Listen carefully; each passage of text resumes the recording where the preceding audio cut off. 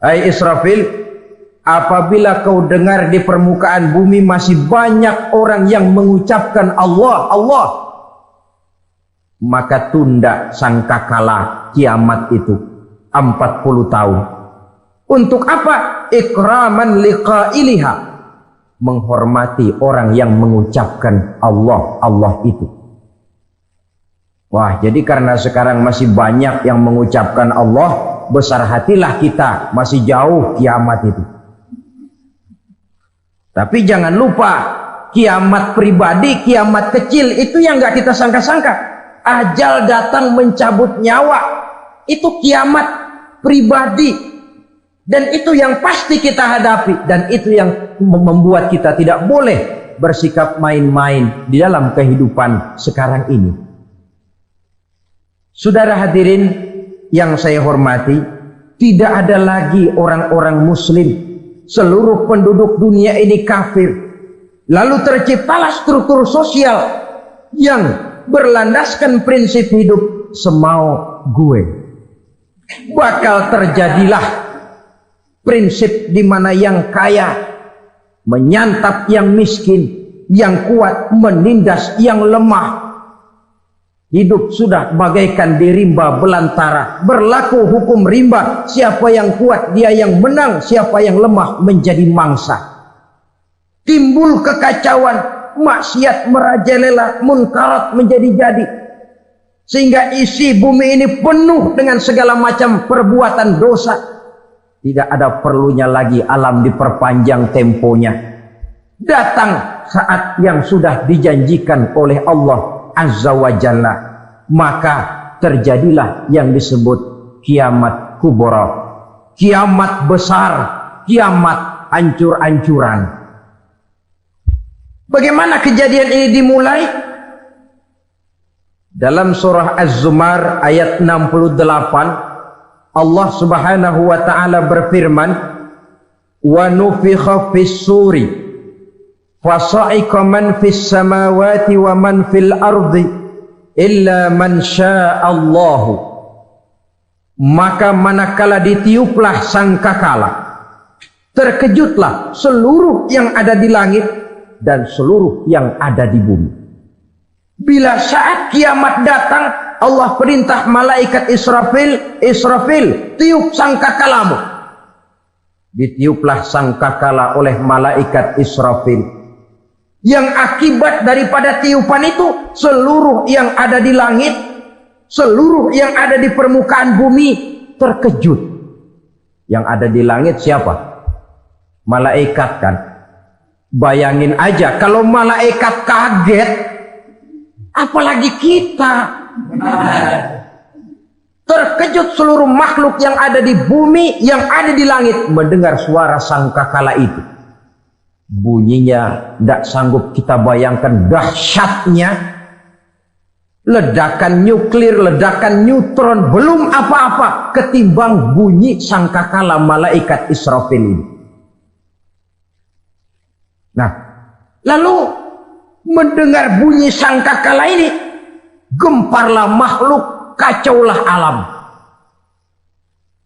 Bumi gempa, planet-planet bertabrakan, gunung meletus, air laut tumpah ke darat, angin topan bertiup, halilintar menyambar.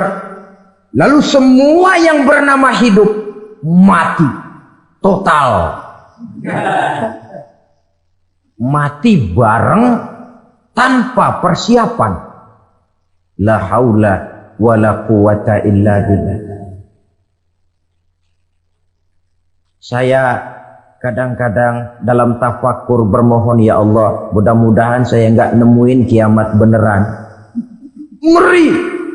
Tidak bisa kita bayangkan macam apa suasana seperti itu. Allah saja banyak memberikan gambaran, misalnya Al-Qari'ah, wa mal qari'ah, wa ma adraka mal qari'ah.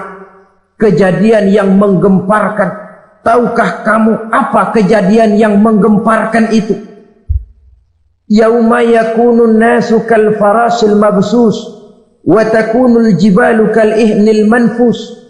Pada saat itu manusia berterbangan bagai kupu-kupu. Gunung berterbangan seperti kapas ditiup angin. Gunung saja macam kapas, konon lagi manusia. Kematian total, mulai semut sampai gajah mati. Jin mati, iblis mati, malaikat mati. Malaikat saja mati. Saudara hadirin yang saya hormati, kematian total yang tanpa persiapan. Orang bilang, Pak, kalau mati bareng begitu yang repot malaikat maut dong ya. Cabut sana, cabut sini. Itu kalau menurut logika kita. Mestinya begitu menurut logika. Tapi logika juga yang nggak perlu serepot itu. Sebab untuk mematikan listrik di wilayah DKI, di wilayah Jakarta, nggak perlu tiap rumah didatengin, matiin, ya lama. Cukup dari kantor pusatnya saja PLN, tekan satu tombol, gelaplah seluruh Jakarta. Saudara hadirin yang saya hormati, kematian total. Lalu setelah kematian total, planet-planet juga mati, dalam arti tidak bergerak dan beredar. Angin mati, dalam arti tidak bertiup. Air mati, dalam arti tidak ada riak gelombang. Pokoknya semua mati. Kullu nafsin za'iqatul maut, semua yang bernafas mati. Dalam ayat lain, kullu man 'alaiha fan, semua yang ada di permukaan bumi fana. Yang kekal cuma Allah Subhanahu wa ta'ala. Yang paling belakang mati malaikat maut dan malaikat Israfil. Tapi mati juga sesuai dengan janji Allah. 40 lamanya. Tidak dijelaskan oleh Abi Hurairah 40 jam, apa 40 hari, apa 40 tahun. Hadis cuma menyebutkan 40 saja. Sunyi alam yang tinggal cuma Allah saja lagi. Ketika itu Allah berseru-seru, katanya, limanil mulkul yauma, siapa para penguasa hari ini? Mana itu raja-raja dan penguasa yang dulu mengaku jadi Tuhan? Fir'aun, mana Fir'aun sekarang? Yang dulu jadi raja, merasa berhasil, sombong, lalu tidak mau turun-turun dari kekuasaannya, sampai kepada puncak kekurang ajarannya mengangkat diri jadi Tuhan. Mana itu Fir'aun? Namrus, mana sekarang Namrus? La ilaha illa ana, ternyata tidak ada Tuhan lain selain daripada aku, kata Allah. Proses kemudian, saudara-saudara, turunlah hujan dari langit. 40 lamanya hujan itu. Tidak jelas juga 40 jam atau 40 hari. Setelah air turun membasahi, datanglah tiupan sangkakala yang kedua. Semua yang bernama mati bangkit dari kuburnya masing-masing. Ini yang disebut Yaumul Ba'thi, hari kebangkitan. Allahu Akbar. Pada saat kita bangkit dari kubur kita masing-masing, kumpul di padang mahsyar namanya. Bayangin aja, saya sendiri nggak sanggup bayangin. Manusia sejak zaman Adam sampai zaman kiamat kumpul bareng di tempat sama. Berapa banyaknya itu? Dan yang luar biasa menurut satu riwayat, pada saat bangkit itu, Masya Allah, roman muka kita berubah. Disesuaikan dengan amalan kita waktu di dunia ini. Barang siapa yang waktu di dunia amalannya itu amalan tikus, di akhirat nanti dia bangkit dari kubur, mukanya seperti muka tikus. Gagah betul badannya, tapi mukanya seperti tikus. Kenapa? Amalannya waktu di dunia seperti amalan tikus. Apa amalan tikus itu? Suka ngegeragoti barang yang sudah disimpan rapi-rapi. Orang sudah simpan uang rapi-rapi, simpan perhiasan rapi-rapi, digeragoti oleh tikus. Maling-maling, pencoleng-pencoleng, koruptor-koruptor, itu nanti di akhirat nanti kita lihat mukanya seperti muka tikus. Oh ini waktu di dunia suka nyolong, hanya seperti muka tikus. Barang siapa yang waktu di dunia ini amalannya itu amalan macan, dia akan bangkit nanti mukanya seperti muka macan. Apa amalan macan? Macan itu amalannya menang-menangan. Orang yang mau menang saja nggak mau mengalah. Coba lihat di hutan, kenal hutan nggak? Di hutan, raja hutan di mana-mana pasti macan, betul kan? Betul. Padahal hutan belum pernah bikin pemilihan umum. Tapi macan tidak peduli ada pemilihan umum apa tidak, pokok saya raja. Sebab apa? Macan jadi raja itu bukan karena benar, tapi karena kuat jadi raja. Setelah dia jadi raja, rakyat hutan yang mesti dilindungi malah dimakan oleh raja macan. Kambing rakyat hutan dimakan oleh macan. Ayam rakyat hutan dimakan oleh macan. Itu nanti kita lihat di akhirat itu mukanya seperti muka macan, gagah betul. Lalu barang siapa yang di dunia ini amalannya itu seperti amalan anjing, nanti dia punya muka seperti muka anjing. Apa amalan anjing? Pertama, anjing itu kalau disuruh jaga rumah, dia tidak bisa membedakan mana maling, mana tamu. Biar yang datang maling, kalau bawa tulang, anjing kalem. Yang kedua, anjing itu akan setia kepada siapa saja yang memberinya roti. Siapa yang memberinya roti, itulah majikannya. Apa kata majikannya, pasti dia laksanakan. Soal benar atau salah, dia tidak peduli. Setelah anjing dapat roti, dia tidak punya pilihan lain kecuali bilang, abdi mah kumaha juragan wae ayeuna mah.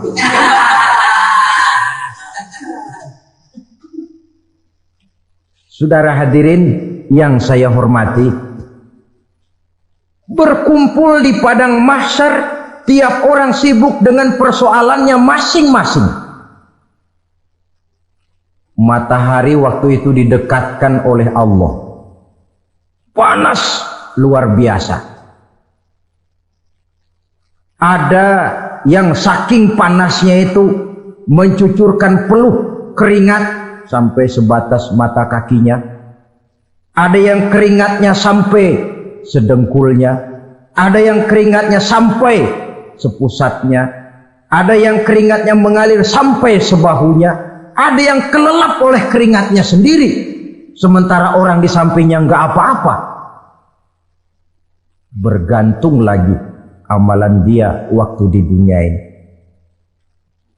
Saudara-saudara, sebagian orang dalam kepanikan padang mahsyar berombong-rombong datang mereka menghadap Nabi Adam.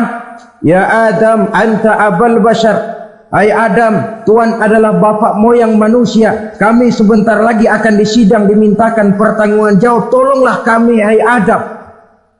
Kata Nabi Adam, jangankan nolongin sampean, saya sendiri tanggung jawab di hadapan Allah ketika dulu tidak boleh makan huldi, saya serobot.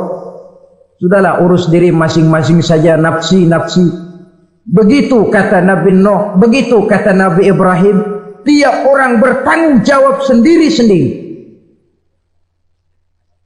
Ketika itulah saudara-saudara, nikmatnya menjadi umat Nabi besar Muhammad sallallahu alaihi wasallam. Sebab apa?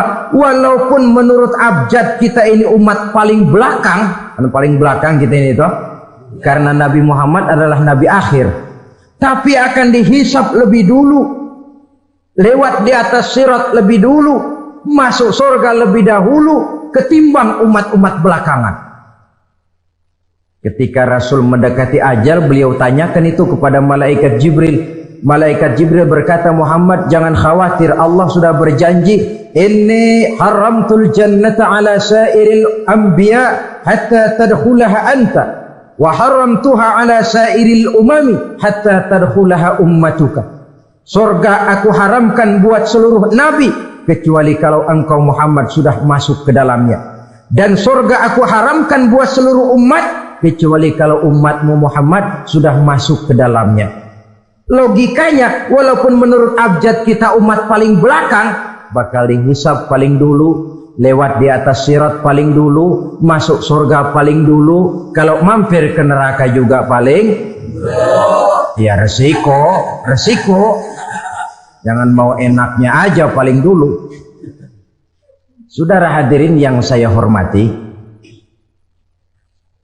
setelah masa kebangkitan itu jangan dikira begitu bangkit langsung diperiksa, masih menanti ribuan tahun perhitungan padang mahsyar untuk sampai kepada proses yang disebut yaumul hisab, hari perhitungan. Seorang demi seorang bakal dipanggil. Bayangkan saja, kita se-RT saja di absen, kadang-kadang perlu waktu lama. Ini manusia sejak zaman Nabi Adam sampai datang hari kiamat, satu demi satu disidang di hadapan Qadhi Rabbul Jalil. Status sosial copot sudah waktu itu. Yang pernah jadi hartawan di situ tidak lagi kelihatan kehartawanannya. Yang pernah jadi jenderal tidak lagi dipanggil jenderal. Yang ustadz tidak lagi dipanggil al-mukarramnya. Seluruh status sosial selesai. Dipanggillah kita seorang demi seorang menghadap Qadhi Rabbul Jalil. Bagaimana proses penghisaban itu? Pertama, proses tanya jawab. Di antaranya ada hadis menyatakan, lan tazula qadama 'abdin yaumal qiyamah hatta yus'ala an arba'i khisalin. Besok di hari kiamat tidak akan bergeser telapak kaki seorang hamba sampai dia ditanya lebih dulu tentang 4 persoalan. Tentang ilmunya. Kemana ilmu itu diamalkan? Tentang umurnya. Di mana umur itu dihabiskan? Tentang masa mudanya. Kemana masa muda itu dipakai? Tentang hartanya. Dari mana harta itu didapat dan kemana harta itu dibelanjakan. Ini termasuk proses tanya jawab. Jadi kalau istilah pengadilan dunia, nama Fulan bin Fulan. Kamu waktu di dunia diberikan umur panjang untuk apa? Pernah mengalami masa muda, kemana kau habiskan masa remajamu? Kau diamanahkan ilmu, dengan apa ilmumu kau amalkan? Kau diberikan harta, dari mana harta kau dapat, kemana kau belanjakan? Tak seorang pun yang bisa mungkir. Sebab apa? Dikala itu yang menjadi saksi bukan orang. Yang menjadi saksi adalah seluruh anggota badan kita. Tangan bicara, kaki jadi saksi terhadap seluruh amalan yang pernah kita kerjakan pada saat kehidupan di alam dunia ini. Selesai proses tanya jawab, lalu diperlihatkan buku catatan kita waktu hidup di dunia ini. Jangan lupa Allah itu menyiapkan 2 superkomputer kepada kita. Sebelah ditempelin sebelah kanan, yang sebelah tempelin di sebelah kiri. Komputer itu namanya Raqib dan Atid. 2 malaikat yang apabila baik kita lakukan, refleks saja akan menulis kebajikan kita. Jahat kita kerjakan akan tertulis. Catatan itu nanti diperlihatkan kepada kita. Waduh,